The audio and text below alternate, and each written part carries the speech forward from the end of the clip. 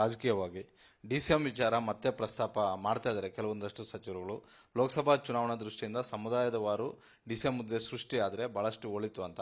ಇದಕ್ಕೆ ಹಿರಿಯ ಶಾಸಕರಾಗಿ ಮುಖ್ಯಮಂತ್ರಿಗಳ ಆರ್ಥಿಕ ಸಲಹೆಗಾರರಾಗಿ ತಮ್ಮ ಒಂದು ಒಪಿನಿಯನ್ ನೋಡಿ.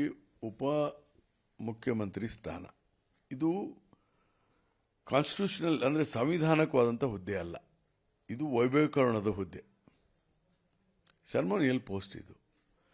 ಅದಕ್ಕೀಗ ನಮ್ಮಲ್ಲಿ ಡಿ ಕೆ ಶಿವಕುಮಾರ್ ಒಬ್ಬರು ಒಳ್ಳೆ ಸಂಘಟಕರು, ಈ ಪಕ್ಷವನ್ನು ಅಧಿಕಾರಕ್ಕೆ ತರಕ್ಕೆ ಶ್ರಮಿಸಿದಂಥವ್ರು ಮಾಡಿದ್ದಾರೆ.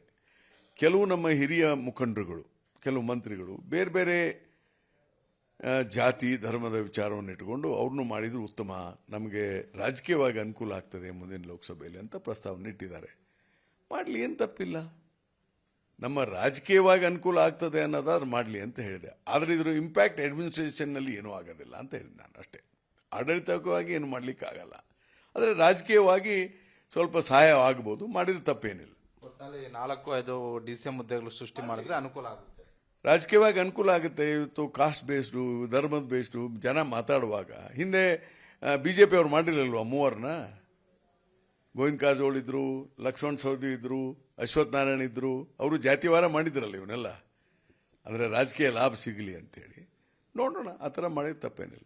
ರಾಜ್ಯಕ್ಕೆ ರಾಜ್ಯ ಉಸ್ತುವಾರಿ ಸುರ್ಜೇವಾಲಾ ಅವರು ಬಂದಿದ್ದಾರೆ ಸರ್, ಈ ಬಗ್ಗೆ ಏನಾದರೂ ತಾವೇನಾದರೂ ಭೇಟಿ ಮಾಡಿ ಚರ್ಚೆ ಮಾಡ್ತೀರಾ? ನಾನು ಸುರ್ಜೇವಾಲಾ ಅವ್ರನ್ನೇ ನಿನ್ನೆ ಭೇಟಿ ಮಾಡಿ ಮಾತಾಡಿದ್ದು ನನ್ನ ಅಪಾಯಿಂಟ್ ಮಾಡಿದ್ದಕ್ಕೆ ಮೊದಲೇದವ್ರಿಗೆ ಅಭಿನಂದನೆ ಸಲ್ಲಿಸಲಿಕ್ಕೆ ಹೋಗಿದ್ದೆ. ಎರಡನೇದಾಗಿ about 15th finance 16th finance commission ಮತ್ತು ಈ ಗ್ಯಾರಂಟಿ ಸ್ಕೀಮ್ಗಳ ವಿಚಾರಗಳನ್ನು, ಅಭಿವೃದ್ಧಿ ವಿಚಾರಗಳನ್ನು ಚರ್ಚೆ ಮಾಡಿದ್ದೇನೆ ಹೊರತು ರಾಜಕೀಯ ವಿಚಾರಗಳನ್ನ ಚರ್ಚೆ ಮಾಡಿಲ್ಲ. ಒಟ್ಟಾರೆ ಡಿಸಿಎಂ ಹುದ್ದೆ ಸೃಷ್ಟಿ ಮಾಡಬೇಕು ಅನ್ನುವಂತಹ ಒಂದು ವಾದದಲ್ಲಿ ತಾವು ಕೂಡ ಇದ್ದೀರಾ. ಮಾಡಿದ್ರೆ ತಪ್ಪೇನಿಲ್ಲ, ಲೋಕಸಭಾ ಚುನಾವಣೆಗೆ ಅನುಕೂಲ ಆಗ್ತದೆ ಅನ್ನೋದಾದ್ರೆ ಮಾಡಿದ್ರೆ ಏನು ತಪ್ಪಿಲ್ಲ. ರಾಜಕೀಯವಾಗಿ ಡಿಸಿಎಂ ವಿಚಾರ ಮತ್ತೆ ಪ್ರಸ್ತಾಪ ಮಾಡ್ತಾ ಇದ್ದಾರೆ ಕೆಲವೊಂದಷ್ಟು ಸಚಿವರುಗಳು. ಲೋಕಸಭಾ ಚುನಾವಣಾ ದೃಷ್ಟಿಯಿಂದ ಸಮುದಾಯದವಾರು ಡಿಸಿಎಂ ಹುದ್ದೆ ಸೃಷ್ಟಿ ಆದರೆ ಬಹಳಷ್ಟು ಒಳಿತು ಅಂತ. ಇದಕ್ಕೆ ಹಿರಿಯ ಶಾಸಕರಾಗಿ ಮುಖ್ಯಮಂತ್ರಿಗಳ ಆರ್ಥಿಕ ಸಲಹೆಗಾರರಾಗಿ ತಮ್ಮ ಒಂದು ಒಪಿನಿಯನ್ ನೋಡಿ. ಉಪ ಮುಖ್ಯಮಂತ್ರಿ ಸ್ಥಾನ ಇದು ಕಾನ್ಸ್ಟಿಟ್ಯೂಷನಲ್ ಅಂದರೆ ಸಂವಿಧಾನಕವಾದಂಥ ಹುದ್ದೆ ಅಲ್ಲ, ಇದು ವೈಭವೀಕರಣದ ಹುದ್ದೆ, ಸೆರೆಮೋನಿಯಲ್ ಪೋಸ್ಟ್ ಇದು. ಅದಕ್ಕೀಗ ನಮ್ಮಲ್ಲಿ ಡಿ ಕೆ ಶಿವಕುಮಾರ್ ಒಬ್ಬರು ಒಳ್ಳೆ ಸಂಘಟಕರು, ಈ ಪಕ್ಷವನ್ನು ಅಧಿಕಾರಕ್ಕೆ ತರಕ್ಕೆ ಶ್ರಮಿಸಿದಂಥವ್ರು ಮಾಡಿದ್ದಾರೆ.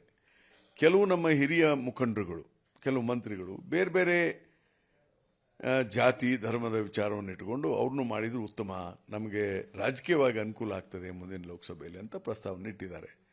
ಮಾಡಲಿ, ಏನು ತಪ್ಪಿಲ್ಲ.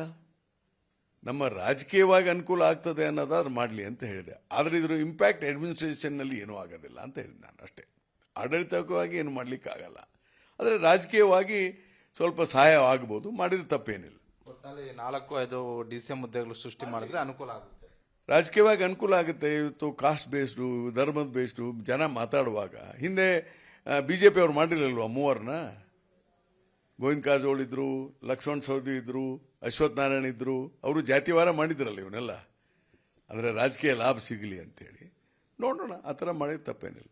ರಾಜ್ಯಕ್ಕೆ ರಾಜ್ಯ ಉಸ್ತುವಾರಿ ಸುರ್ಜೇವಾಲಾ ಅವರು ಬಂದಿದ್ದಾರೆ ಸರ್, ಈ ಬಗ್ಗೆ ಏನಾದರೂ ತಾವೇನಾದರೂ ಭೇಟಿ ಮಾಡಿ ಚರ್ಚೆ ಮಾಡ್ತೀರಾ?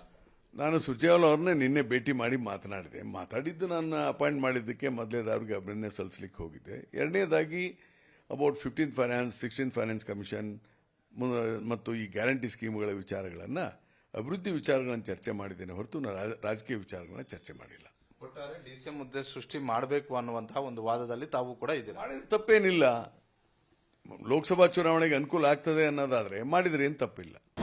ಅನುಕ್ಷಣದ ಸುದ್ದಿಗಳಿಗಾಗಿ ವಿಸ್ತಾರ ನ್ಯೂಸ್ ಯೂಟ್ಯೂಬ್ ಚಾನೆಲ್ ಸಬ್ಸ್ಕ್ರೈಬ್ ಮಾಡಿ. ಹೊಸ ಸುದ್ದಿಗಳ ನೋಟಿಫಿಕೇಶನ್ಗಾಗಿ ಬೆಲ್ ಐಕಾನ್ ಕ್ಲಿಕ್ ಮಾಡಿ.